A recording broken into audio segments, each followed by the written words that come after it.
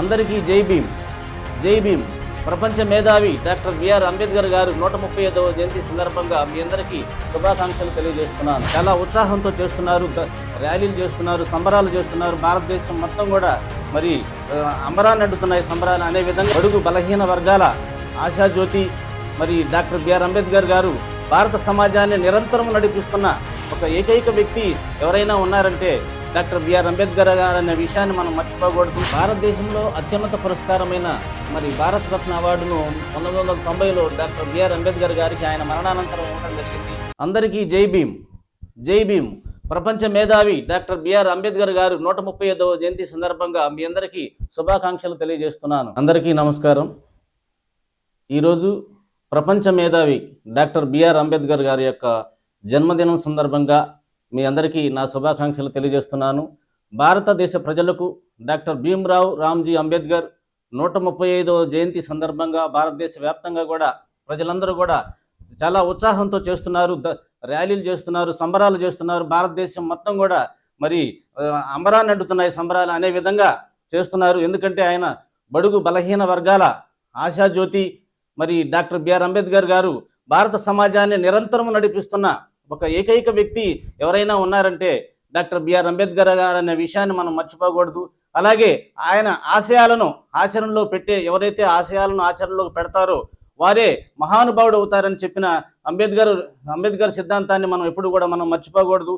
అలాగే 135వ జయంతి సందర్భంగా అంబేద్కర్ జీవితం, చదువు, ఆయన యొక్క ఆశయాలు ఏంటో మనం ఒకసారి ఈ సందర్భంగా తెలియజేస్తున్నాను. అంబేద్కర్ భావాలకి మరణం లేదనే విషయాన్ని ఎవరు కూడా మర్చిపోవద్దు. ప్రధానంగా ఆయన బాల్యాన్ని మనం ఒకసారి చూసుకున్నట్టయితే డాక్టర్ బిఆర్ అంబేద్కర్ గారు మధ్యప్రదేశ్లోని మౌలో 1891లో ఏప్రిల్ 14వ తేదీన ఆయన మరి జన్మించడం జరిగింది. తండ్రి బ్రిటిష్ సైన్యంలో పనిచేశారు. మరి అంబేద్కర్ గారు తండ్రి బ్రిటిష్ సైన్యంలో పనిచేశారు. అలాగే చూసుకున్నట్లయితే అంబేద్కర్ గారు మరి 6 ఏళ్ల వయసులోనే వాళ్ళ అమ్మగారు చనిపోయిన తర్వాత మేనత దగ్గరే ఆయన పెరగటం జరిగింది.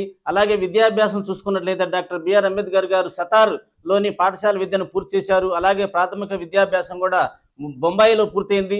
అలాగే మెట్రికులేషన్ పూర్తయిన తర్వాత చిన్న వయసులోనే అంబేద్కర్ గారి వివాహం జరిగిందంటే 15 సంవత్సరాల వయసులోనే వివాహం జరిగింది. మరి ఒక 9 సంవత్సరాల బాలికను వివాహం చేసుకోవడం జరిగింది. ఆమె పేరే రమాబాయి గారు. మరి 9 సంవత్సరాల వయసులోనే చేసుకోవడం జరిగింది. అప్పుడు ఆ టైంలో అంబేద్కర్ గారికి 15 సంవత్సరాలు, మరి చాలా చిన్న వయసులో బాల్యంలోనే వాళ్ళిద్దరికి వివాహం జరిగింది.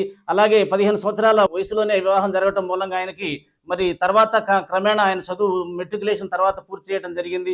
ఈ విధంగా పూర్తి చేసిన తర్వాత గ్రాడ్యుయేషన్ కూడా పూర్తి చేశారు. ముంబైలో గ్రాడ్యుయేషన్ పూర్తి చేసిన తర్వాత మరి ఆ తర్వాత పొలిటికల్ సైన్స్లో మరి డిగ్రీని పూర్తి చేయడం జరిగింది. తర్వాత ఇంగ్లాండ్కు వెళ్ళిన తర్వాత ఇంగ్లాండ్లో తర్వాత బహిష్కృత భారత్ అనేది అణగారిన వర్గాల కోసం బహిష్కృత భారత్ అనే వార్తాపత్రికను కూడా స్థాపించడం జరిగింది.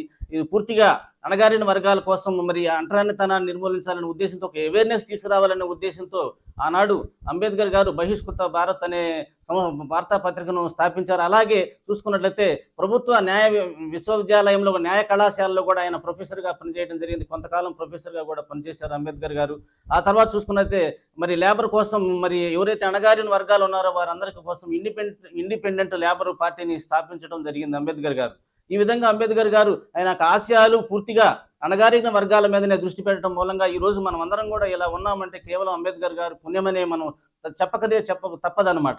కాబట్టి ఈరోజు అందరూ కూడా ప్రతి ఒక్క అణగారిన వర్గాలు ఎవరైతే దళితులు ఉన్నారో వారందరూ కూడా జీవితాంతం ప్రపంచం సూర్యచంద్రాదులు ఉన్నంత వరకు కూడా మరి అంబేద్కర్ గారికి రుణపడి ఉంటారని ఈ సందర్భంగా నేను తెలియజేస్తున్నాను. తర్వాత భారతదేశం స్వతంత్రం వచ్చిన తర్వాత మొట్టమొదటిసారిగా మరి కార్మిక శాఖ మంత్రిగా పనిచేశారు. తర్వాత మొదటి 1947లో జవహర్లాల్ నెహ్రూ గారి నాయకత్వంలో మరి ఆయన యొక్క మంత్రివర్గంలో మొట్టమొదటి న్యాయశాఖ మంత్రిగా కూడా పనిచేశారు డాక్టర్ బిఆర్ అంబేద్కర్ గారు.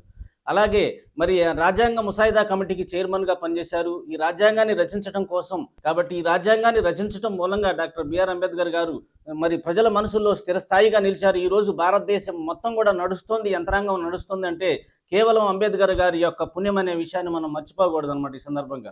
కాబట్టి ప్రతి ఒక్కరు కూడా, ప్రతి ఒక్క దళితులు, ప్రతి ఒక్క మన భారతదేశంలో పుట్టిన ప్రతి ఒక్క వ్యక్తి పౌరుడు కూడా, భారత పౌరుడు అందరూ కూడా ఎవరు కూడా అంబేద్కర్ గారి యొక్క మరి ఆయన యొక్క జ్ఞాపకాలు మనం అందరం కూడా స్మరించుకుంటూ ఆయన ఆదర్శంగా తీసుకుంటూ మరి ముందుకెళ్లాలని, మన పిల్లలను కూడా ఆయన్ని స్ఫూర్తిగా తీసుకొని ముందుకెళ్లాలని నేను ఈ సందర్భంగా తెలియజేస్తున్నాను. ఎందుకంటే అంబేద్కర్ గారు ఆయన మరి ఒక అణగారిన వర్గానికి సంబంధించి మరి ఆయన ఒక ప్రపంచ మేధావిగా అవతరించాడంటే కేవలం ఒక విద్య అనే విషయాన్ని మనం మర్చిపోకూడదు అనమాట. ఈ రాజ్యాంగాన్ని రచించడం కోసం డాక్టర్ బిఆర్ అంబేద్కర్ గారికి 2 సంవత్సరాల సమయం పట్టింది. కాబట్టి రాజ్యాంగం రచించడం మూలంగానే ఈ రోజు న్యాయ వ్యవస్థ నడుస్తోంది అంటే, ప్రభుత్వ యంత్రాంగం నడుస్తుందంటే భారతదేశంలో కేవలం అంబేద్కర్ గారు పుణ్యం అనే విషయాన్ని మనం అందరం కూడా మర్చిపోకూడదు. అలాగే అంబేద్కర్ గారు మరి మరి 1956లో మరి నాగపూర్లో జరిగిన ఒక కార్యక్రమంలో ఒక బౌద్ధ మతాన్ని స్వీకరించడం జరిగింది. అలాగే ఆయన 1948లో మధుమేహంతో బాధపడుతూ బాబాసాహెబ్ అంబేద్కర్ గారు 1956 డిసెంబర్ 6వ తేదీన మరి ఆయన ఢిల్లీలో నిద్రలోనే చనిపోవటం జరిగిందనమాట. కాబట్టి అలాంటి ప్రపంచ మేధావి గారు లేకపోవటం, ప్రజల మనసులో ఆయన భౌతికంగా లేకపోయినా సరే ప్రజల మనసుల్లో స్థిరస్థాయిగా తప్పనిసరిగా ఈరోజు అందరి హృదయాలను దోచుకున్న ఏకైక వ్యక్తి ఎవరైనా మన భారతదేశంలో ఉన్నారు అంటే అది కేవలం అంబేద్కర్ గారు అనే విషయాన్ని మనం ఎప్పటికీ కూడా మర్చిపోకూడదు అనమాట. ఎందుకంటే ఆయన దళితుల కోసం, అణగారిన వర్గాల కోసం పోరాటం చేశారు. ఈరోజు ఒకప్పుడు అంటరానితనం ఉండే సందర్భాల్లో ప్రజలు ఎవరు కూడా మరి దళితుల్ని ఎవరు కూడా రానిచ్చేవాళ్ళు కాదు. దేవాలయాలకు కానీ మరి స్కూళ్ళలకు కానీ ఎక్కడికి రానిచ్చేవారు కాదు. అలాంటి సందర్భాల్లో అలాంటి బాధను ఎదుర్కొని ఆయన మరి ఇలాంటి వ్యవస్థ ఉండకూడదు మన భారతదేశంలో అని చెప్పి ఎంతో పోరాడి మరి ఇలా రాజ్యాంగాన్ని తీసుకొచ్చి సమానత్వాన్ని తీసుకొచ్చారు. అందుకనే ఈయన యొక్క జన్మదినాన్ని మనం అందరం కూడా సమానత్వ దినోత్సవంగా అందరూ జరుపుకుంటున్నాం అన్నమాట. అంబేద్కర్ గారి యొక్క జన్మదినాన్ని సమానత్వ దినోత్సవంగా జరుపుకుంటున్నాం. కాబట్టి ఎందుకని సమానత్వంగా దినోత్సవంగా జరుపుకుంటున్నామంటే అందరూ కూడా సమానమే.